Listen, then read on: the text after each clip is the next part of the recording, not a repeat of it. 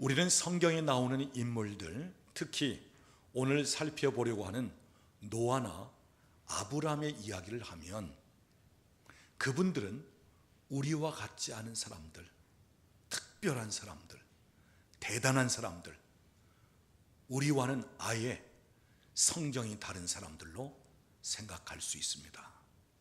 그러나 여러분, 그렇지 않습니다. 우리와 똑같은 사람들입니다. 육체를 가졌고 또 동일한 성정을 가지고 있는 사람들이고, 또 그들도 때로는 주저앉고 또 하나님 앞에서 범죄할 때도 있고 인간적인 방법을 취할 때도 있고, 우리나 그들이나 다를 바가 없는 사람들입니다. 그런데 오늘 본문을 보면 이 노아에 관해서, 아브라함에 관해서 이야기하고자 하는 것이 있다는 것입니다. 여러분, 노아는 홍수 심판 중에도 살아난 사람입니다. 자기뿐 아니고 자기 식구까지 다 살린 사람이죠. 많은 분들이 어떻게 홍수 심판 중에도 노아는 살 수 있었는가? 왜 하나님께서 지면에 있는 모든 사람들 다 물로 쓸어버렸을지라도 노아의 식구들은 살게 하시는가? 그럴 때 흔히 대답하기를, 노아는 그 시대의 의인이었고 완전한 사람이었기 때문입니다 하고 대답을 합니다. 예, 그 시대의 다른 분들보다는 믿음으로 의롭게 살았고 또 온전하게 살려고 했고 하나님과 동행하려고 하는 사람이었습니다. 그런데 더 정확한 이유는 창세기 6장 8절 말씀 보면, 그러나 노아는 하나님께 은혜를 입었더라 그랬습니다. 노아가 홍수 심판 중에도 살 수 있었던 이유는, 근본적인 이유는 하나님의 은혜를 입었기 때문에, 하나님께서 그에게 은혜를 입혀주시면서 살 수 있게끔 하셨다고 하는 사실입니다. 여러분, 아브라함도 마찬가지입니다. 아브라함도 하나님의 은혜를 입었기 때문에 그 많은 사람 가운데 선택을 받았고요, 또한 믿음의 조상이 되었고 하나님께서 약속하신 말씀을 그대로 경험하는 사람이 되었던 것입니다. 여러분, 오늘 저와 여러분에게도 이 시대에 가장 필요로 하는 것이 있다면 하나님의 은혜입니다. 오늘 우리가 하나님의 은혜를 받아야 돼요. 나의 수고와 노력만으로 사는 것이 아니고 나의 의로움만으로 사는 것이 아니라 하나님의 은혜가 임해야 그 은혜로 말미암아 우리의 삶이 성경에 말씀하고 있는 사람들처럼, 알고 보면 많은 사람들 가운데 하나님의 은혜로 우리가 선택을 받았고, 때가 되매 우리가 부르심을 받게 되었고, 또 때가 되매 믿어진 바가 되고, 때가 되매 우리에게 하나님의 일할 수 있는 일꾼 삼아 주시고, 지금까지 뒤돌아보면 하나님께서 은혜 주셔서 여기까지 올 수 있었고요, 지금도 우리는 은혜로 살고 있고요, 앞으로 우리의 남은 여생도 하나님의 은혜로 살아가는 사람들입니다. 그래서 여러분, 은혜를 더 사모하시기를 바랍니다. 하나님의 은혜 안에 거할 수 있기를 바랍니다. 주의 은혜, 하나님의 은혜, 주의 은혜, 그 놀라우신 은혜, 그 풍성하신 은혜, 이루 말할 수 없는 은혜, 그 놀라우신 은혜, 그래서 사모할 때마다 우리에게 허락하시는 그 은혜로 더 충만한 가운데 나아갈 수 있기를 우리 주님의 이름으로 축원합니다. 우리 옆에 계신 분들에게 한번 이야기합니다. 당신은 하나님께 은혜를 받았습니다.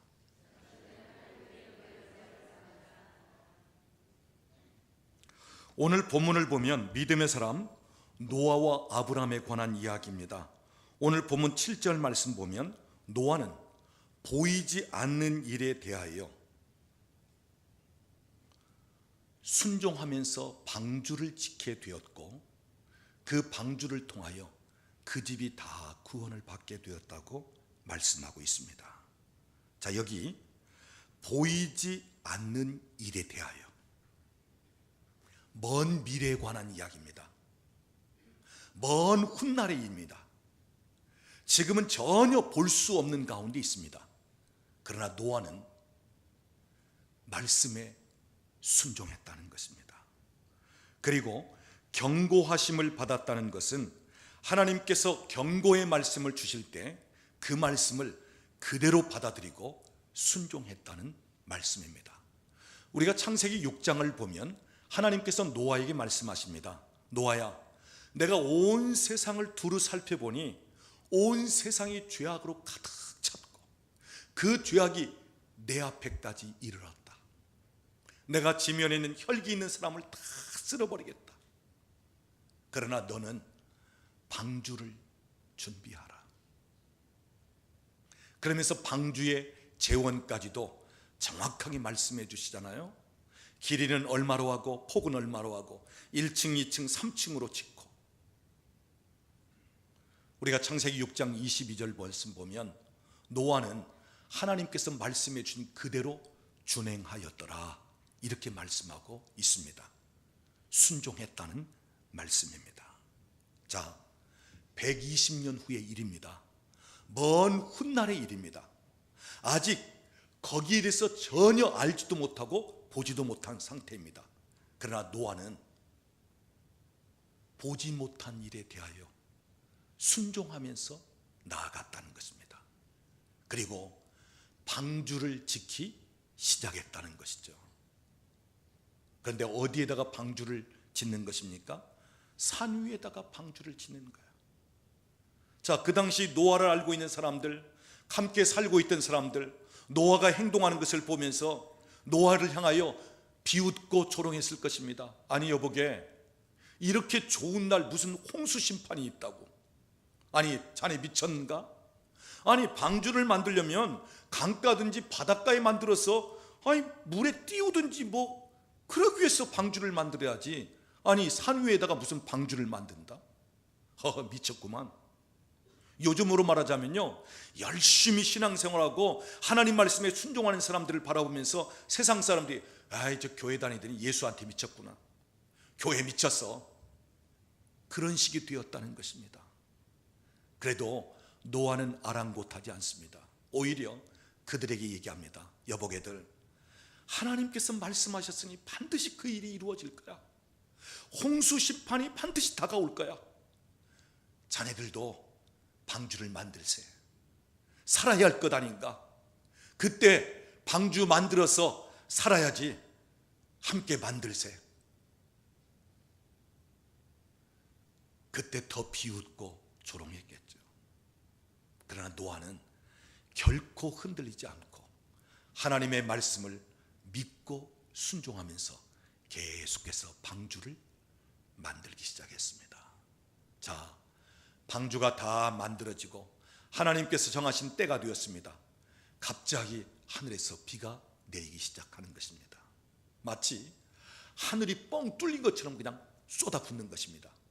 위에서 붙는 정도가 아니라 땅속에서 막 지하수가 터져 올라오는 것입니다. 여러분, 노아 홍수 심판은요, 대기권도 깨지고 지하의 계층, 물층도 다 깨져버린 거예요. 그러니까 위에서 붙고 아래에서 솟아나고 그냥 완전히 물로 덮인 상태입니다. 자, 마을 사람들이 이제 물이 그 가옥들을 덮습니다. 그러니까 산으로 피하기 시작합니다. 그러면서 노아의 이야기가 참말이구나, 노아가 그때 말한 것이 정말 사실이구나, 그러면서 그제서야 정신을 차리고 노아가 만든 그 방주를 향하여 막 사람들은 갑니다. 가서 그 방주를 두드렸지만 한 번 닫힌 문은 열려지지 않는 것입니다. 성경에 보면 노아의 식구들과 모든 가축들을 다 방주에 싣고 하나님께서 그 문을 닫았다고 되어 있습니다. 하나님이 닫아버린 거예요. 여러분 기억하십시오. 하나님께서 우리에게 주신 기회가 있는가 하면 그 기회가 지나갈 때가 있어요. 하나님께서 우리에게 문을 열어두실 때가 있는가 하면 문을 닫으실 때가 있습니다. 열려 있을 때 들어와야 되고 우리에게 주어진 기회가 있을 때 우리가 그것을 붙잡아야지 지나고 보면 끝나는 것입니다. 한 번 닫힌 문은 열려지지 않았다는 것입니다. 아무리 방주 밑에서 울고 불고 방주를 두드리면서 제발 문 좀 열어달라고 우리를 살려달라고 아우성치고 그랬지만 하나님께서 닫아버린 그 문은 열리지 않았다는 것입니다. 결국 사람들은 다 물에 빠져 죽었습니다. 그러나 노아의 식구들이 탄 방주는 그 물 위에 떠오르게 되고 나중에 이 노아의 8 식구는 살게 되었습니다. 무엇 때문에요? 보이지 않는 일에 대하여 하나님의 말씀을 믿고 순종했을 때 구원받았다고 하는 이야기입니다. 그 다음 아브라함에 관한 이야기입니다. 오늘 본문 8절 말씀 보면 아브라함은 하나님께 부르심을 받았을 때에 순종하여 장래 유업으로 받을 땅에 나아갈 때 갈 바를 알지 못하고 나아갔으며 그랬습니다.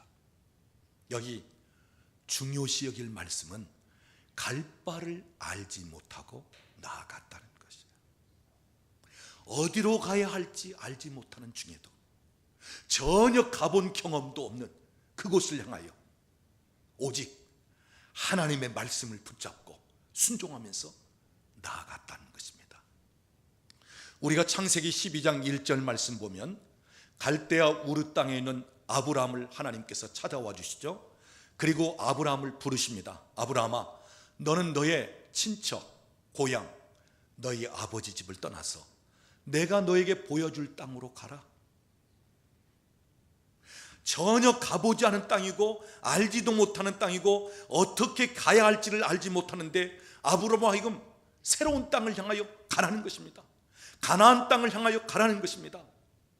그동안 기반도 잡아놓고요, 그리고 친척들, 아버지 집, 인맥들이 구축되어 있는 이제는 뭔가 충분히 살 수 있는 정들고 익숙하고 그리고 잘 적응되어 있는 그 땅을 버리고 하나님이 지시하는 새로운 땅으로 가라는 것입니다.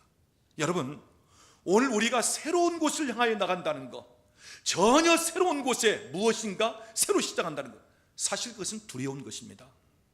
쉽지 않은 것입니다. 그런데 아브라함은 하나님 말씀에 순종하여 하나님께서 지시하는 곳으로 갔다는 것입니다. 하나님께서 약속하시는 말씀이 있죠. 네가 나의 말에 순종할 때 내가 너에게 이것을 이루리라 하면서 주시는 말씀이 있는데 어떤 말씀이죠? 내 후손을 큰 민족으로 일으키겠다는 것입니다. 너에게 복을 주어 내 이름을 창대케 하겠다는 것입니다. 너를 축복하는 자를 내가 축복하고 너를 저주하는 자가 있으면 내가 저주하겠다면서 하나님이 책임져 주시겠다는 것입니다. 그 다음 너는 복이 될지라 너로 말미암아 천하 모든 만민들이 복을 받을 것이라. 이 약속의 말씀을 주셨습니다. 아브라함은 어디로 가야 할지 알지 못하지만 하나님께서 가라고 말씀하시니까 순종하면서 나아갔습니다. 그럴 때 믿음의 조상이 되었고, 그럴 때 하나님께서 약속하신 말씀이 그대로 그에게 이루어졌고, 그리고 그의 후손들까지도 하나님께서 축복하신 것을 보게 됩니다. 자, 여기 노아와 아브라함의 공통점이 무엇입니까? 어떤 상황에서든지 하나님 말씀에 순종했다는 것입니다. 비록 아직은 보이지 않는 일일지라도, 먼 훗날 120년 후의 일일지라도 노아는 하나님 말씀에 순종했다는 것입니다. 아브라함은 전혀 가보지도 않은 땅이요, 경험도 없고 어떻게 갈지를 알지도 못하는 땅이지만 하나님께서 말씀하시니까 순종하면서 나아갔다는 것입니다. 이 두 사람의 공통점, 아니 히브리서 11장에 있는 모든 믿음의 사람들의 공통점은 하나님께서 무엇을 말씀하시든지, 하나님께서 어떤 상황에서 말씀하시든지 그 말씀을 붙잡고 순종했다는 것입니다. 여러분, 믿음은 보이지 않는 일에 대하여 순종하는 거예요. 믿음은 내가 경험하지 않은 것이라도 순종하는 거예요. 믿음은 때로는 이해가 안 될지라도 순종하는 거예요. 믿음은 전혀 내가 받아들일 수 없는 상황일지라도 아멘 받아들이면서 순종하는 거예요. 이것이 바로 참된 믿음입니다. 오늘날 우리가 교회 안에서 믿음을 이야기할 때 우리는 믿음에 대해서 잘못 오해하기도 하고 또 착각할 수가 있어요. 보통 우리는 어떤 분들을 바라볼 때 믿음 좋다 이렇게 얘기합니까?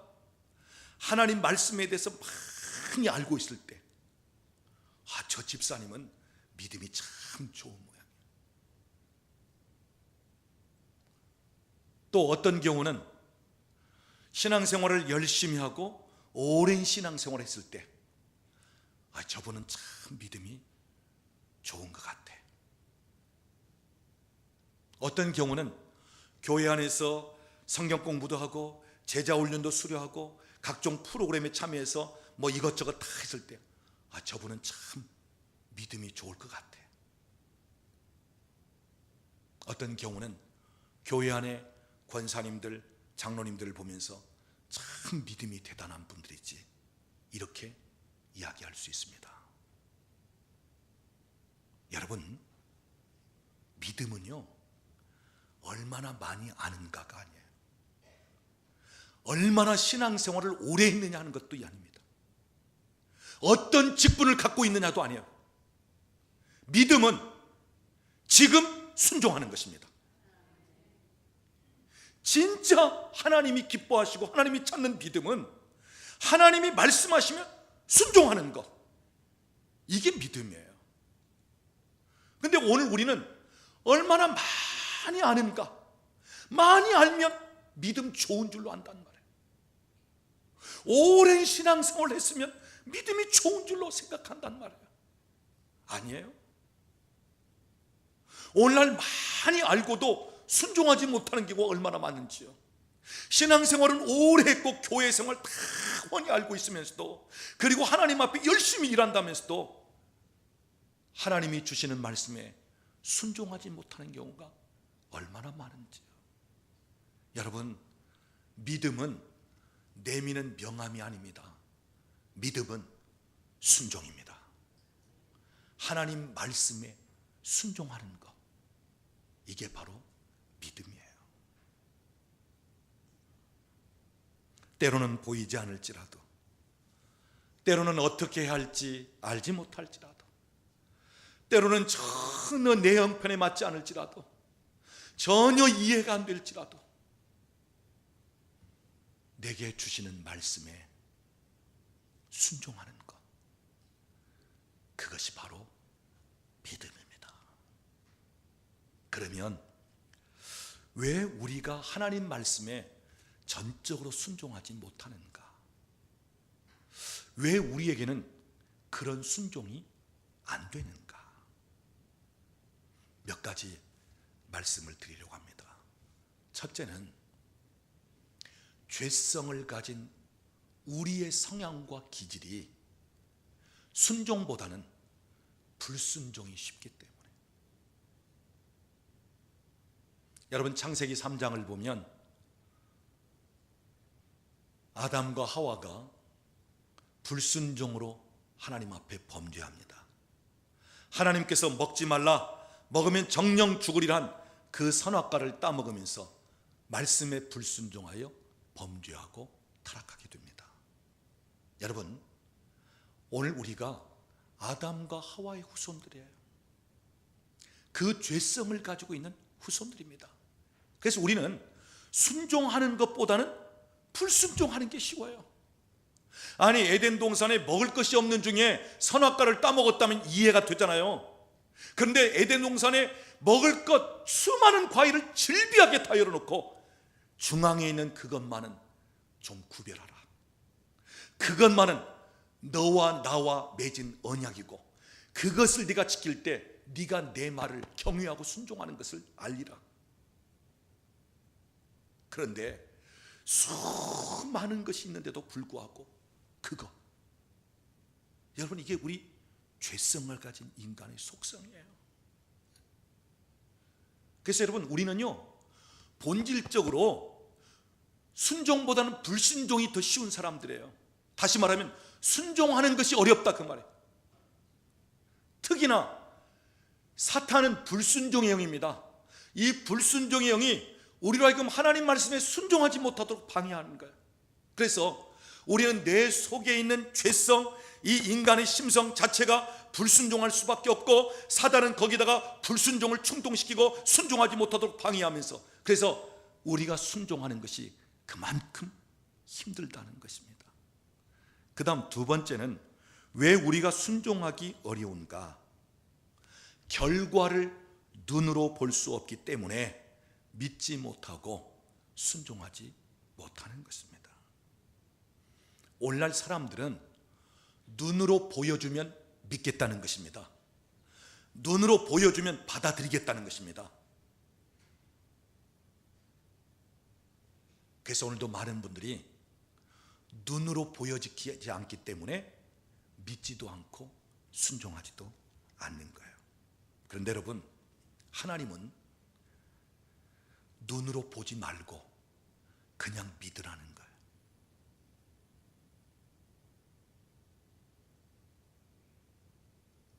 자, 이 차이입니다. 사람들은 먼저 보여주십시오. 그러면 내가 믿겠습니다. 내가 순종하겠습니다. 그런데 하나님은 먼저 순종하고 먼저 믿으라. 그러면 내가 하겠다. 내가 눈으로 보여주겠다. 자, 생각해 보십시오. 눈으로 보여주고 믿고 순종하라면 누가 못하겠어요? 하나님이 다 해주시고 난 다음, 그래, 그러면 누가 거기에 못 응답하겠습니까? 눈으로 보여주고 그냥 결과를 다 이루어 놓고 하나님 말씀하시면 못할 사람이 아무도 없어요. 여러분, 하나님은요 그렇게 일하시는 분이 아닙니다. 하나님은 오늘 우리에게 먼저 믿음을 요구하시는 거예요. 네가 나를 믿느냐? 내 영광을 너에게 보여주겠다는 거야. 네가 나를 믿느냐? 나를 경험할 수 있게끔 하겠다는 거야. 네가 나를 믿느냐? 내가 너에게 약속한 말을 이루겠다는 거야. 네가 나를 믿느냐? 내가 너에게 있어서 신실한 하나님 되심을 보여주겠다는 것입니다. 먼저 우리에게 믿음을 요구하시고요, 하나님은 믿음의 사람들을 찾으시고 믿음의 사람들을 통해서 일하시는 거예요. 여러분 기억하십시오. 우리의 믿음이 하나님으로 하여금 일할 수 있게끔 만드시는 거예요. 우리의 믿음이 하나님께서 일하시는 통로를 열고 창구를 여는 거예요. 우리의 믿음이 하나님을 경험할 수 있는 놀라운 영적인 통로가 되는 거예요. 그래서 주님도 믿음에 관심을 가졌고요, 오늘도 하나님은 믿음 있는 사람들을 찾고 계시는 거예요. 하나님은 먼저 우리에게 믿음을 요구하시고 순종을 요구하시는 것입니다. 요한복음 20장을 보면 부활하신 예수님께서 제자들에게 찾아오셨어요. 그때 도마는 그 자리에 없었습니다. 자, 예수님이 떠나가신 다음 도마가 이제 집에 왔습니다. 그러니까 동료 제자들이 도마에게 하는 말, 도마야, 예수님 살아나셨어. 우리에게 찾아오셨는데 우리가 부활하신 예수님을 만났어. 예수님 손에 보니까 못자국이 있고 예수님 진짜 살아나셨다. 그래, 도마는 어떤 반응을 보였습니까? 내 손으로 주님의 손을 만져보지 않고는, 내 손을 주님 옆구리에 넣어보지 않고는 내가 믿지 않겠노라. 여러분, 동료 제자들이 하는 이야기예요. 그것도 한두 명이 아니라 여러 명이 함께 보고 이야기하는 것입니다. 그런데 믿지 못하겠다는 것입니다. 즉 의심했다는 것입니다. 그러면 여러분, 도마뿐입니까? 아니요. 우리가 성경을 보면 예수님의 다른 제자들도 마찬가지였습니다. 여러분, 마가복음 16장을 보면 계속 제자들에 대해서 반복되는 말이 나오는데 믿지 아니하니라, 역시 믿지 아니하리라, 믿지 않는다는 말이 계속 반복됩니다. 자, 예수님 무덤에 찾아가서 예수님 시체에 향료를 바르기 위해서 여인들이 갔죠. 자, 그때 막달라 마리아도 그 중에 함께 갔습니다. 다른 여인들은 예수님의 무덤이 빈 무덤인 것을 알고 그냥 돌아왔습니다. 그런데 막달라 마리아는 발걸음이 떨어지지 않는 거예요. 은혜를 주시고 7 귀신 들렸던 자기를 온전케 하신 그 예수님에 대해서, 그러면서 다른 여인들은 그냥 예수님 무덤 빈 무덤이니까 돌아갔지만 이 막달라 마리아는 그래도 그냥 거기에 애탄 마음을 가지고 남아있는 거예요. 그러다가 돌아서는데 동산직인 줄 알았습니다. 근데 그분이 누구예요? 부활하신 예수님인 것입니다. 마리아야 하고 부르니까 예수님. 너무너무 기뻐서 뛰어 제자들에게 와서 예수님 부활하셨다. 우리가 가봤을 때 그 빈 무덤인 것은 우리 예수님의 시체를 누가 훔쳐간 것이 아니라 예수님은 말씀하신 대로 부활하셨다. 부활하신 예수님을 내가 만나고 오는 길이다. 예수님 부활하셨어. 그런데 다른 제자들의 반응은 어땠죠? 믿지 아니하니라 그랬어. 또 엠마오로 내려가던 2 제자가 길 가던 중에 어떤 분을 만났는데 그분이 이사야 성경 말씀을 잘 풀어주시면서 예수님에 관한 이야기를 설명해 주는 거야. 그리고 이제 저녁 때가 되어서 함께 음식을 먹습니다. 눈이 열리면서 보니까 예수님이에요. 근데 예수님이 그만 사라집니다. 자, 부활하신 예수님을 만나고 이 2 제자는 이제는 엠마오로 내려가는 것이 아니라 다시 예루살렘으로 올라옵니다. 그리고 먼저 제자들에게 찾아왔습니다. 예수님 부활하셨습니다. 우리가 예수님을 만났습니다. 예수님 부활하신, 그리고 예수님 만나게 된 일을 이야기합니다. 그때 제자들의 반응, 역시 믿지 아니하니라 그랬어요. 안 믿었다는 것입니다. 그래서 예수님께서 한 번은 제자들이 다 모여있는 자리, 음식 먹는 자리에 찾아오셨습니다. 그리고 하시는 말씀, 어찌하여 너희에게 믿음이 없느냐? 어찌 너희 마음이 완악하냐? 그러면서 꾸짖으셨습니다. 여러분, 왜 믿지 못하고 왜 순종이 안 되는 줄 아십니까? 마음이 완악하기 때문에. 믿지 못하는 것과 마음이 완악하는 것은 함께 가요. 이 마음이 딱딱해져 있고 굳어 있고 단단해져 있기 때문에 받아들이지를 못하는 거예요. 여러분, 예수님께서 씨 뿌리는 비유를 통해서 4 종류의 밭을 얘기합니다. 하나는 길가와 같이 단단한 땅, 그 다음 돌들이 있는 돌짝밭, 가시덤불로 이렇게 덮여있는 가시떨기밭, 그리고 하나는 좋은 땅, 옥토. 옥토 외에는 씨를 뿌리긴 했지만 열매를 거둘 수가 없습니다. 특히 길가와 같은 땅은 무엇 때문에 열매를 거두지 못하죠? 너무 단단한 땅이라서 뿌리를 내릴 수가 없다는 것입니다. 여러분, 이 이야기는 농부들에 관한 이야기가 아니에요. 농사 짓는 사람들에게 주시는 말씀이 아니에요. 여기서 말하는 4 종류의 밭은 우리 마음의 밭을 이야기하는 것입니다. 그리고 씨앗을 뿌렸다는 것은 하나님의 말씀을 가리키는 것입니다. 오늘 하나님의 말씀이 우리에게 동일하게 뿌려질지라도 우리의 마음이 길가와 같다든지 돌짝 같다든지 가시덤불 같다면 열매를 맺을 수 없단 말이에요. 그러나 우리의 마음밭이 좋은 땅 옥토와 같아서 말씀을 받을 때 말씀이 씨앗을 내리고 말씀이 뿌리를 내리고 말씀이 오늘 우리에게 있어서 살아 역사하면서 열매를 맺을 수 있다는 것이죠. 여러분, 길가 단단한 땅, 우리 단단한 마음, 완악한 마음, 굳어있고 딱딱함, 여기에는 그 단단한 땅에 씨가 떨어져도 뿌리를 내리지 못하는 것처럼 오늘 우리에게 말씀이 주어져도 말씀을 받아들일 수가 없단 말이에요. 왜요? 마음이 단단해져 있기 때문에, 굳어있기 때문에.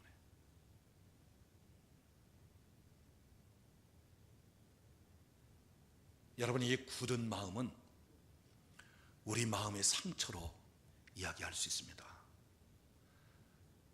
상처를 많이 받다 보면 마음이 굳어져요. 딱딱해져요. 완악해지고 단단해집니다. 그래서 쉽게 사람들에게 마음을 열지 않습니다. 하나님에 대해서도 쉽게 반응하지 않습니다.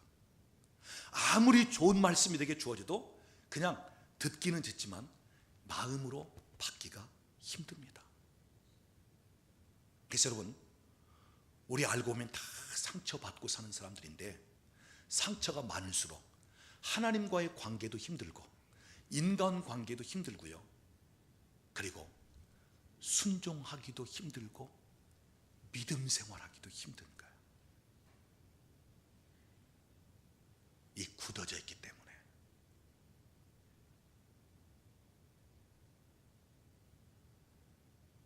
그래서 우리는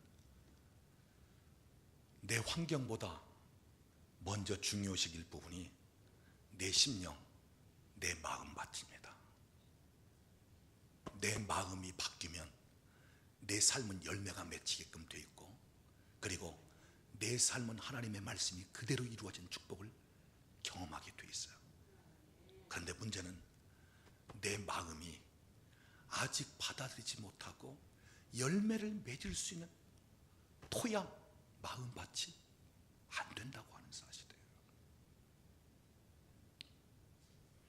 그래서 상처가 많다 보면 그냥 자기 고집이나 부릴 줄 알고 본인이 경험한 정도만, 그래서 자기가 경험한 것이 진리고요, 다른 사람이 아무리 좋은 얘기를 하고 무슨 얘기를 해도 그거 잘 받아들이지 않고요. 그래서 받아들이는 것도 힘들고 믿는 것도 힘들고 순종하는 것도 힘든 것입니다. 그 다음, 왜 순종하지 못하는가? 자기 생각대로, 자기 뜻대로 안 되기 때문에, 다른 말로 표현하자면 이해가 안 되기 때문에 순종하지 못하는 것입니다. 여러분, 우리가 하나님의 말씀, 성경을 볼 때 이해가 안 되는 것이 얼마나 많습니까? 여러분, 성경 보면요, 거의 전부가 다 이해가 안 되고 도저히 어떻게 이런 일이, 그럴 수밖에 없는 성경이에요. 우리가 이 성경책을 딱 펴면 창세기 1장 1절 어떤 말씀이죠? 하나님이 천지를 창조하십니다. 아니, 도대체 어떻게 하나님이 천지 만물을 창조하셨단 말인가? 아니, 어떻게 말씀으로 천지 만물을 이렇게 창조하실 수가 있어? 여러분, 우리가 성경을 읽을 때 창세기 1장 1절부터 딱 부딪히는 거예요. 왜요? 도저히 이해가 안 되기 때문에. 이건 될 수 없는 이야기니까. 여러분, 성경에 이해가 안 되는 말씀이 얼마나 많습니까? 아니, 어찌 나병 환자가 요단강에 가서 몸을 7번 씻으면 그 나병이 고침을 받을 수 있단 말이에요? 아니, 어찌 혼인잔치 집에 포도주가 모자라는데 물을 떠서 갖다 주면 포도주가 된단 말이에요? 아니, 어찌 죽은 지 나흘이나 되어서 냄새조차 나는 그 나사로를 향하여 나사로야 나오느라 하니까 어떻게 그가 벌떡 일어나면서. 여러분, 성경을 보면요, 우리가 이해하려고 상식적으로 우리 지식으로 경험으로 본다면 이건 순 거짓말 투성입니다. 여러분, 오늘 하나님께서 우리에게 무엇을 요구하는 줄 아십니까?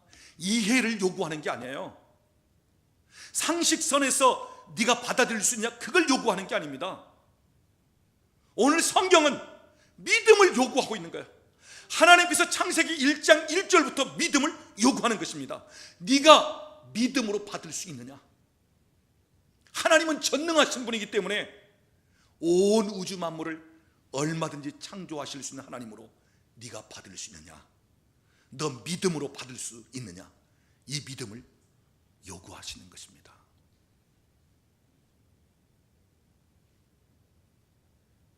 오늘 우리가 하나님에 대해서, 말씀에 대해서 이해하는 게 아니에요. 경험했기 때문에 받아들이는 게 아니에요. 내가 알고 있기 때문에 아니에요. 오늘 하나님은 하나님 자신에 대해서 믿음을 요구하고 있고, 말씀에 대해서도 믿음을 요구하고 있는 것입니다. 내 생각에 맞지 않을지라도, 내 뜻에 맞지 않을지라도, 때로는 이해가 안 될지라도 전능하신 하나님 되심을 믿고 하나님이시라면 능히 하실 수 있습니다. 하나님은 오늘도 말씀하시면 그대로 되어집니다. 우리 사람으로서는 할 수 없지만 하나님은 하십니다. 이 믿음을 가지고 오늘 하나님을 바라보고 이 믿음을 가지고 하나님의 말씀에 대하여 순종하기를 원하는 것입니다. 그런 다음 믿음을 통해서 하나님께서 어떻게 일하시는지를 경험할 수 있게끔 하시는 것입니다. 여러분, 여러분이 결과를 경험하고서 믿으려고 한다면 평생 죽을 때까지 순종할 수도 없고 믿을 수 없어요. 그러나 내가 믿고 하나님을 경험하리라, 내가 믿고 하나님이 약속하신 말씀을 이루는 것을 보리라, 내가 믿음으로 말미암아 하나님이 어떤 분이신가를 내가 더 깊이 알리라. 하나님은 오늘 믿음을 통해서 일하시고 믿음의 사람들을 찾고 계시고, 그래서 히브리서 11장을 보면 이런 사람들은 세상이 감당할 수 없노라. 바로 믿음의 사람들입니다. 사랑하는 여러분, 오늘 저와 여러분에게 있어서 말씀에 순종하지 못하는 부분들, 특히 우리 마음 상처로 인해서 굳어져 있고 딱딱하고 단단해서 받아들이지를 못하고 우리의 마음을 하나님께 열지도 못하고 하나님과 더 깊은 관계로 들어가지도 못하고, 여러분, 어떻게 해야 우리가 순종할 수 있겠습니까? 여러 가지가 있지만 저는 두 가지 이야기하고 말씀을 정리합니다. 첫째는 은혜를 받아야 순종할 수 있습니다. 여러분, 은혜는 마치 굳은 땅에 내리는 비와 같습니다.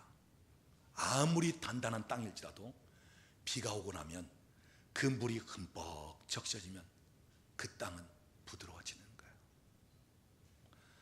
겨울에 얼어붙은 땅이 봄에 내리는 비로 인해서 그 땅이 풀어지는 것입니다. 오늘 하나님의 은혜가 우리에게 주어져야, 우리가 은혜를 받아야 우리 마음밭이 부드러워지면서 말씀을 받아들일 수 있고 순종할 수 있다는 것입니다. 그 다음 두 번째는 성령 받아야 합니다. 에스겔 36장 26절을 보면 내가 새 영을 너희에게 부어주리니 새 마음을 주고 굳은 마음을 제하고 부드러운 마음을 줄 것이고, 성령님이 우리 마음속에 들어오셔서 하는 일은 내 마음을 기경하는 일을 하시는 거예요. 굳은 것, 돌멩이들, 굳은 것은 그건 제거하면서 부드러운 우리의 마음밭으로, 그래서 받아들일 수 있게끔 만드십니다. 성령님은 우리 안에 오셔서 우리로 하여금 믿어지게끔 만들고 순종할 수 있는 힘을 허락하시는 것입니다. 이사야 61장 1절 말씀도 보면 주 여호와의 영이 내게 내려오셨으므로 마음 상한 자를 고치시고, 그래서 우리의 마음의 상처를 치유하시는 성령님, 그래서 상처로 인해서 굳어져 있고 단단하고 딱딱해져 있는 사람들과의 관계도 하나님과 관계도 힘들고 무엇인지 받아들이는 것이 힘든, 순종하기 힘든 우리의 마음을 성령 하나님께서 마음을 치유하시면서 상처를 치유하시면서, 그래서 부드러운 마음으로 기경하면서 말씀을 받아들일 수 있고 사람들을 받아들일 수 있고 환경을 받아들일 수 있고 하나님과의 더 깊은 관계로, 그러면서 우리로 하여금 순종하면서 더 성장해 나갈 수 있도록 역사하시는 성령님. 그래서 오늘 우리는 은혜도 받아야 되고 성령의 기름 부으심도 충만하게 받아야 할 줄로 믿습니다. 사랑하는 여러분, 오늘 우리의 믿음은 순종하는 믿음이라야 합니다. 아는 정도의 믿음 아니요. 그냥 주일이면 종교적인 생활하듯 그 믿음 아니요. 순종하는 믿음. 그리고 역사가 나타나는 믿음이어야 되고요. 하나님을 경험할 수 있는 믿음이어야 되고요. 약속하신 것이 그대로 성취되고 이루어지는 것을 경험할 수 있는 바로 그 믿음. 오늘도 하나님은 히브리서 11장에 기록되는 믿음의 사람들을 찾고 계시고 그 믿음의 사람들을 통해서 역사하신 것처럼 오늘 믿음의 사람들을 찾고 계시고 믿음의 사람들을 통해서 역사하시고자 하시는 하나님이십니다. 오늘 저와 여러분이 어떤 상황에서라도 하나님 말씀에 순종할 수 있는 그러한 믿음을 가질 수 있기를 우리 주님의 이름으로 축원합니다.